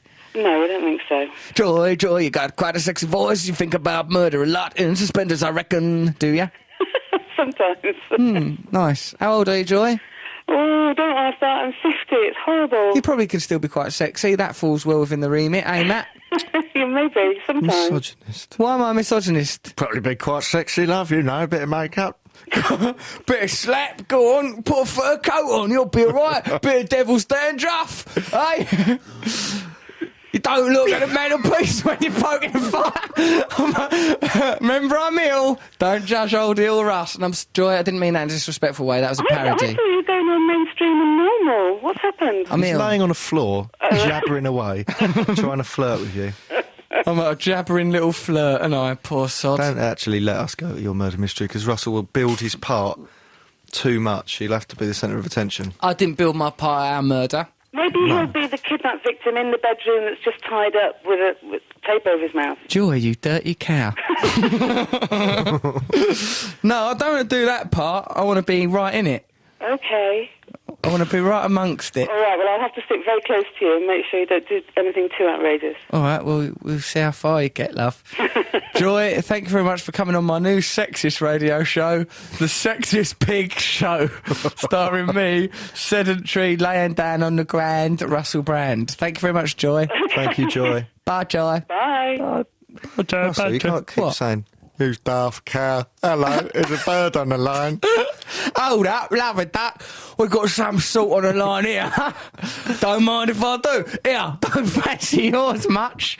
It's Russell Brand. I'm glad it's radio, because if these people actually physically came on and we could see them, you'd be unstoppable. What do you mean? How would I be unstoppable? You wouldn't leave them alone. Remember when those women came in lettuce bikinis? Yeah, to award me for being so sexy and vegetarian simultaneously. You were a PR stunt. I'm a PR stunt. Matthew, I couldn't make a move on a woman now for all the money in the world. Look at me, I'm laying on the floor, clenching myself together, having to manage every gastric movement because I feel like I'm going to either vomit or lose part of me. At least do it. Just commit to it. I can't, mate. I can't just lay on here spouting out Jackson Pollock-style body effluvia all over Wogan's studio. How's he going to feel when he comes in the morning, finds I've done a dirty protest in his studio? Put him off his stride. If Wogan was listening to this, he would be sick. Of course he would, which is very close to what laying I'm on the doing. floor. I bet he wears a bloody shirt and tie. Of course he does. What about when we were watching that film about London in the old days?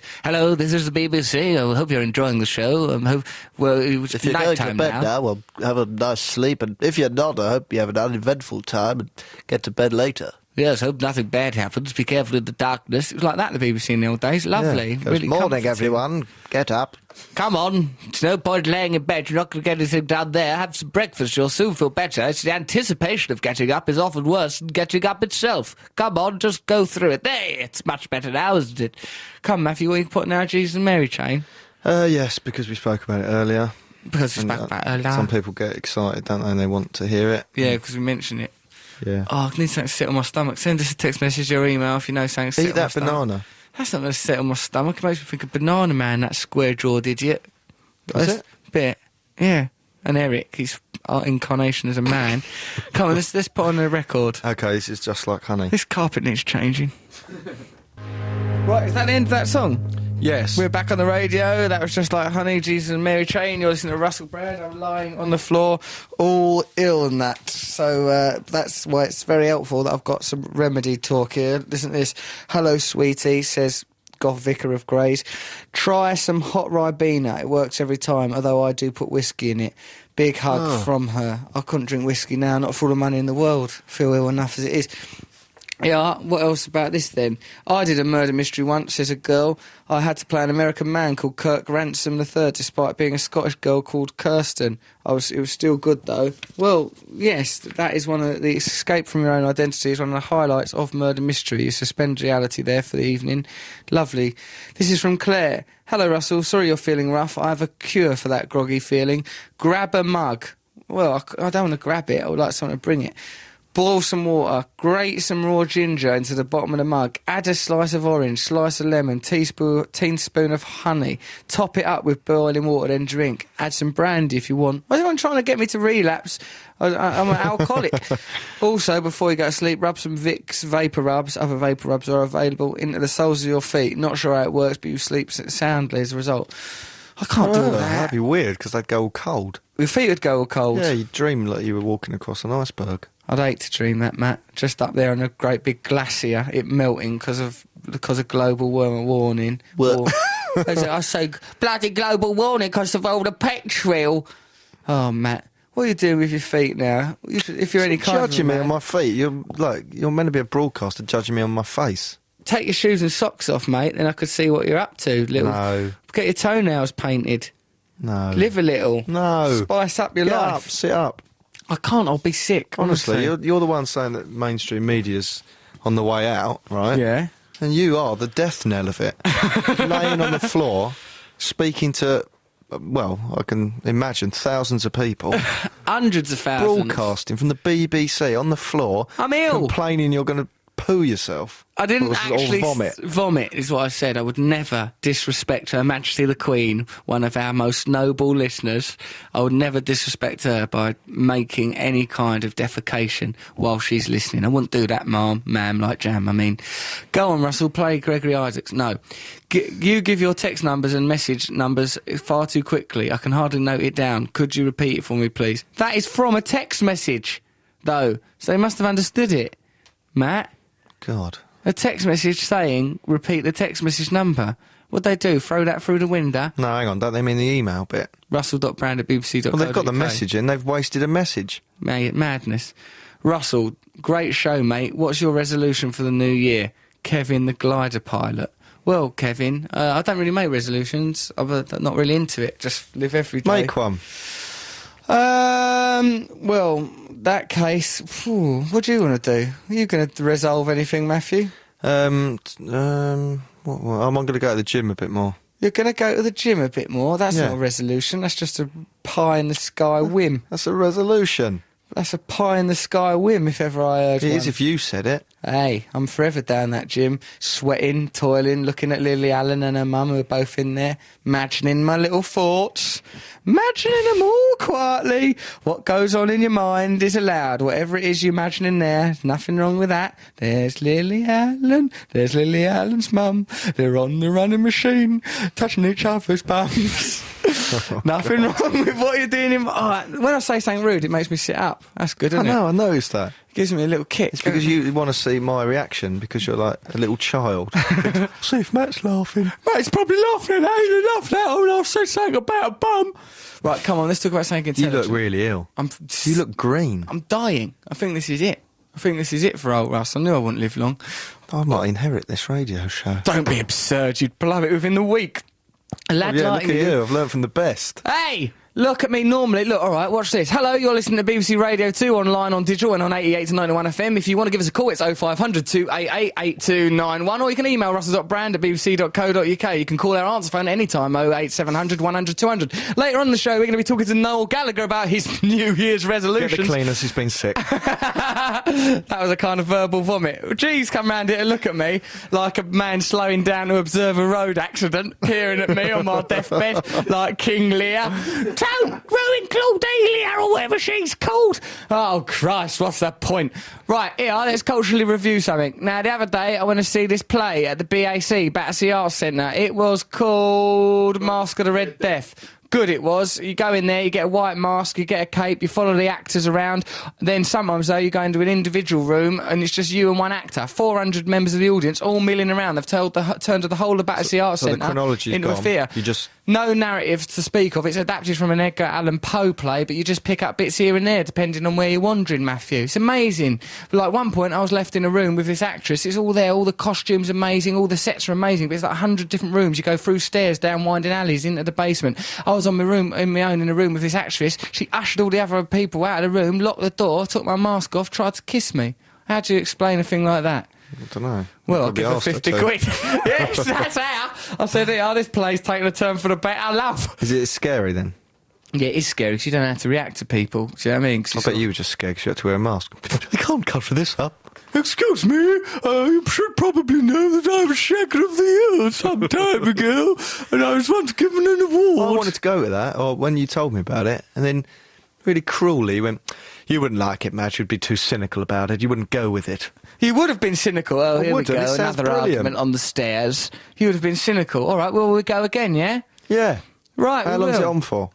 Till April or Don't something. you go, because then you'll be a right little know-all going around going, Psst, Matt, here, watch this bit. Don't go in there, that bit's really dull. Watch this bit, this guy, this guy's great. He's got to be seen to be believed. Bravo! Bravo! Head back, it's me again, yes, look.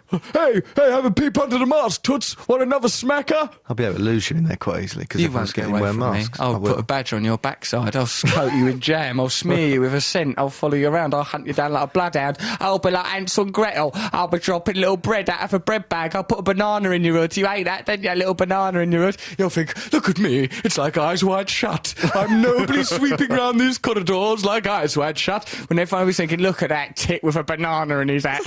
That's what they'll all be thinking. All thinking about your little hat, Nana. Hang on, things that have happened to me, banana in my hat. Yeah. Not good things. Of course they're not good things. That's why you've grown up to be... What happened to you? Share some sexual abuse. Pop that in your pipe and smoke it. I'll soon come through the other side. Luckily, I grew up completely unaffected. What? I get bulimia then. Hey, then I got some bulimia right up my sex abuse pipe. Before 10 minutes was done, I was addicted to a drug right on my bulimia patch. Then I went to an allotment, I got some arson down my bulimia.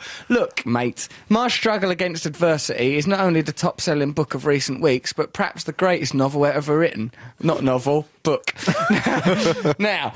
I can't remember. What's the one? What's real? You just admit that it's not true. Hey, whoa, hip-hop parade, ho, bookie, wookie, wookie. That bookie wook is one of the best bits of writing I've done. Do a stream of consciousness, because you're in that state of mind where your mind will just spill out Just do weirdness. anything. Well, you think of the Kiora crows. I wonder what those little guys know. They seem to know something running around, but what if they end up in a game of Twister? What if they call their accidental wife Mister? What if they had a daughter made of water, but then they fed her crackers in her bottom, then watch it cough out of her mouth? Rivita talk. You walk the walk, Barney the dinosaur. Is he helping children? Is he making the world grow? No, he's taking us backwards. We're back in the dinosaur age. It's Jurassic. Wow, I'm feeling kind of massive. I was breastfed once by a boy who looked like a swan. At least he did in the neck. His life was a wreck. Oh no, it's Beak of the Week. Beak of the Week. Can you hear me speak? Oh no, I'm crying a tear of red pain. Is you is or is you ain't? me, and here's an anagram of naive. I met a man on a bus, he was called Steve. He said he was the bus driver, but he conducted himself like a conductor. He had lightning coming out of his fingers. Ringo Starr giving us percussion. Oh no, I think it might be Russian. At least he seemed communist. I'm not a realist. I listen to Stanley Kowalski. I am a natural actor. Tennessee Williams. Michael Winterbottom's making my film. You're not allowed to say that. He is though. Michael Winterbottom, he made 24-Hour Party People. He made Road to Guantanamo. He made Wonderland. He's making the film and the bookie work. It's going to be a great work of art, Matt, as long as I don't die between now and then. Just help me get through the show, Matt. That's all I ask. You're listening to BBC Radio 2, online, on digital, back on drugs. It's me, Russell Brand. I'm not on drugs, don't worry. You're right, Matt. Yeah, I was just wondering if you wanted me to play some music. Yeah, what, so I can get me head together? I mean, obviously that song that you just made up was the sweetest music you've ever heard. Sweet as candy, one. So that's mad that your brain does that. Yeah, I think that might be the very core of my genius, but also my mental illness. You're sitting on that geyser of words all the time. Yeah, bloody things, all them thoughts spilling out my head. It was like a Mighty Boosh episode, you know. Yeah, it is like some crossover there. Yeah, I know, that's probably why I get on with that lad, Noel Fielding. He comes in here sometimes when you're on holiday. I didn't want to worry you, but, you know. Yeah, why is it on DVD? Oh, look, some footage from the radio show. Well, I think it's the one I'm not on. Well, it's probably because, you know... Because he's a sell. He'll sell the DVD because he's famous, and I'm not. You are, though, because remember how good you was in the Kerouac, a Shack, Pack a Shack. Good, wasn't you? Yes. Ever so good. People. Was effectively your driver. Not really, because what about them bits when we were just talking, you're going, I used to come round his house, he was off his head on heroin, and I didn't like him when I first met him. Yeah, I know. Selfish little But pig. I went on to say, then I grew to, you know... dislike him less. Over time, my dislike became sort of a pseudo-hate.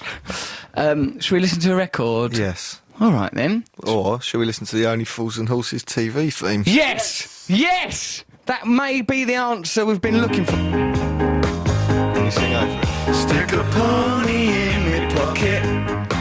I'll fetch the suitcase from the van. 'Cause if you want the best and then you don't ask questions, then brother, I'm your man. 'Cause where it comes from is a mystery. It's like the changing of the seasons and the tides of the sea. But here's the one that's driving me berserk. Why do only fools and horses work? La la la la la la la la la la la. Rodney! Okay, Marlene Delboy. Yeah, what's that, boy? By heart, don't you? Huh? Do you know scenes and episodes off by heart? Yeah, they're all stuck in there somewhere and down in the old brain box. I used to think when I was little that was Rodney singing that, because it sounds a bit like him. I was just thinking, that's Rodney singing that. I didn't like it when Rodney was in that other sitcom with that Where woman. he was married the to that two woman. of us, was it called? Yeah, I didn't like that, because it was meant to be, in our minds, it was sort of like, oh, what if Rodney got married? Yeah. And the writing went bad. Well, that's what it was, wasn't it? Yeah, and also when Rodney could go back in time. What about when Rodney just learned to go back in time, Matt? That really threw away all the hard work of the first 10 series of Fools and What about when Horses. Del Boy was a detective called Frost? Suddenly, out of nowhere, Del Boy's called Frost. He's trying to solve a puzzle. He's trying to solve a puzzle over a couple of hours about someone's done a murder. And Duckula he was. What about, right? This is ridiculous, when Del Boy become a duck. What with eight blood? Some voiceovers for a cartoon. Yeah, it was stupid, wasn't it? Oh, you get it, Ducky Poos. Yeah, we found him, the bloke who does the voice of Right, that. yes, Where we is did. he? We did find him, Matt, and then out of poisoners, and I'm going to use this word, racism, Nick refused to let him come on the show. Where's he from, Nick, the gentleman who does that voice? Manchester. So Nick is admitting, basically, to being racist against people in Manchester. So if you're listening to this in Manchester, here's Nick Phillips's email address, nickphillips@bbc.co.uk, a.k.a. Oswald Mosley Apologist. Send him letters and make him understand that you, the people of Manchester, have as much right to be on Count Duckula as anybody else. Matt, you all right? Yes. It's been a weird show, hasn't it? It has, actually. Really weird. When I was laying down on the ground I for wouldn't be ages. surprised if someone came in and went, oh no, sorry, that wasn't going out. Slightly relieved. Doesn't seem like this. Remember when we were children, we wanted to be on radio or be famous or whatever, and this I shouldn't be didn't. allowed. What did you do? I was just bookish. Bookish, you little nerd. You were not bookish. Say hello to Maria. All right, Maria, hello. Who is she? That's all you need to know. You signed a book for it. I just met a girl called Maria. Why, what does she want from us, old Maria? Just wanted me to say to you, well, seeing as you're a jukebox now for my needs and whims. I've come up become a jukebox need shop. When did that happen? I don't know, I asked you to do that little, stream of consciousness you thing. did that. Came pouring out like a load of old mind gunk, didn't it? Oh, Matthew, well, it's my nerves, I think. Right, now look, we ain't got long to do this radio show, 5 minutes, and I pledge to you, listeners of BBC Radio 2, to make this the best damn 5 minutes of radio ever! Better than War of the Worlds, Bowls and Will. Better than that thing Bob Dylan does on another radio show. Better than any radio I've ever heard. Come on, Matt, let's really go for it. OK. Got anything you want to say about... Come on, this is a really good start. Oh, yeah, here's an email. There was a story about a bird that went into a shop through an automatic door and then would steal a bag of crisps and eat them. Brilliant! You see? We'll make a movie of it. We're going to make a movie about this little seagull. Birds used to peck open milk bowls, right, and drink the milk, but now people don't have milk bowls. So what are those birds When's the last doing? time you saw a milk bowl?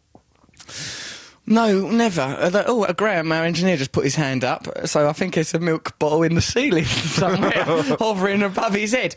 I once met a girl whose boobs reminded me of milk bottles, not just because they contained milk, potentially, if made pregnant, but just because there was something about the shape. You know, the way that the neck, the bottle necking. What, you mean when she was, hanging forward?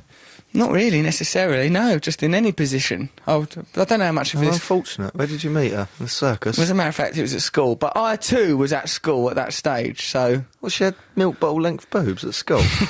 Yeah.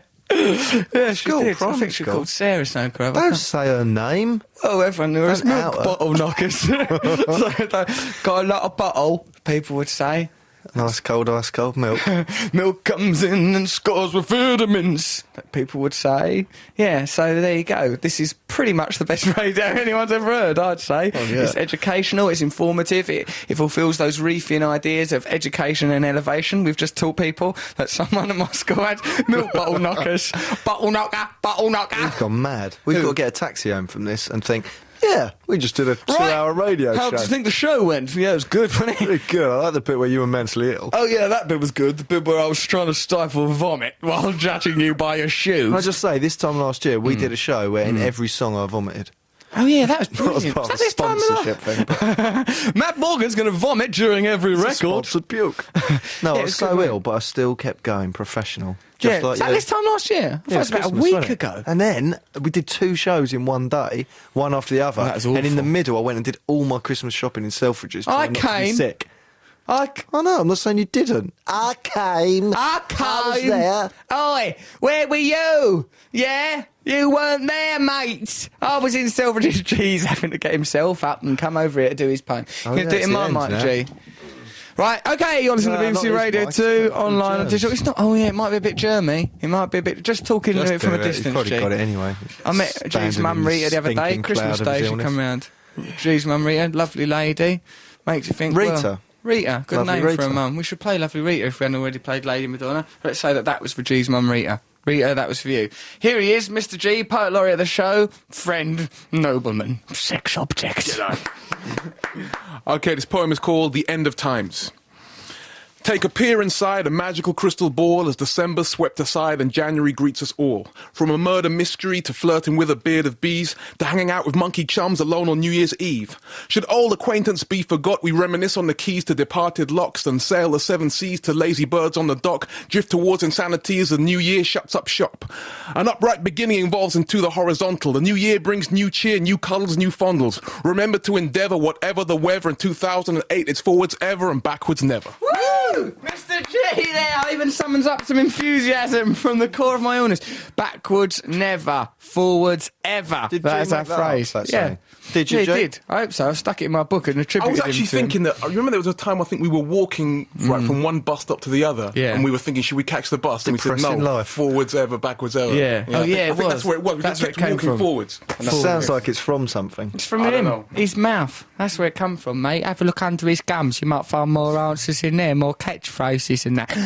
Happy New Year to our listeners. Love you and that. Love you, love you, love you. Happy Christmas to everyone who's on the fan site now, sending each other them little messages across the world. Anyone else who should we say Happy New Year to? Jesus, because yeah, of what he's done. Jesus. Other religion, Muslim, Buddha, all the of them. children in the world. All those little guys, little punks, love them. Oh, those little children guys. Anyone who was offended by the bottle knocker bit, perhaps because your knockers are like bottles, may I say they looked great. There was never a condemnation of them bottle knockers. It's too hard, though. The image is too glassy and Yeah, hard. but imagine bottles made of softness. Ooh, like those penny chews. Penny chews, mate. But penny big. chews. Yeah, big penny chews. Penny chew. Penny chew. A penny chew, still a penny. I don't know, mate. I mean, they ought be. I'm off to find out. Let's find out that before next year. And when we next talk, mate, 2008, well, not me and you, we'll talk in a second, but when we're next on this radio show, 2008. That sounds so futuristic. Doom, doom, doom. Where's it all gone? Where's our laser bikes? Where's our wives and families? Where's everyone gone? Where's our dignity? Right, okay, well, thank you very much for persevering with us. We tried our level best. I've not been very well. I'm going now to... I'm sorry too. Matthew's sorry. We're all very sorry about our final show. We should have done a best of. Even Jake, we could have done a best of. We didn't have to do this. We said no, not the fans. Not for that. Our fans deserve better, we said. Unfortunately, they didn't get it. No, they got worse. But the intention was always better. Plus, I think someone mentioned that we don't get paid unless we come to the studio. So we thought, well, we deserve our money and the fans deserve their show. And we make this for the fans, don't we? Yeah. Who else do we make it for? Us and our money bags. Oh, yeah. Oh, yeah, no money box. I got a money box, it's got money in it. It's a pig from that west. I got the baby one. I never got the daddy one in the suit. I hate that guy, big fat pig. So, everyone who's listening, we love you. Actual love. Actually, if anyone's got Nathaniel, the You dad, can't have send them it pigs. in. No, because all my life I've give never it got him. All right, good. That goes as your Christmas and birthday, though. Yeah, from me. That's your Christmas and birthday. Send Matt all the pigs, all lined up. We want them pigs. I've got all of them apart from the dad. Ah, well, 'cause you couldn't get together. It's only about 10 quid for the dad. No, it was you £100. pikey. No offence using that word. Sorry, but even if you knew Matt's background and mine, you would accept that that was completely legitimate and justified. So, sorry anyway. Right, let's get you that thing. Yes, please. Give him it, you selfish... Don't be a selfish pig. If Give Kurt him that Cobain pig. had owned Nathaniel, then that would be the ideal present. Really? All right. I'll go Ask and ask Courtney Love. Tell her I'll pay that bar bill. Matt will pay your Groucho Club bar bill if you can somehow find it in your heart to desecrate Kurt's memory by handing over his piggy banks. Let's get that done then. Right, well, thanks for listening to the show. In a minute, we're going to have some lovely old news. That's simply some stuff that's happened, told to you in a way that makes your life manageable and stops you going into the streets and overthrowing the government. This is BBC Radio 2, online, on digital, and on 88 to 91 FM.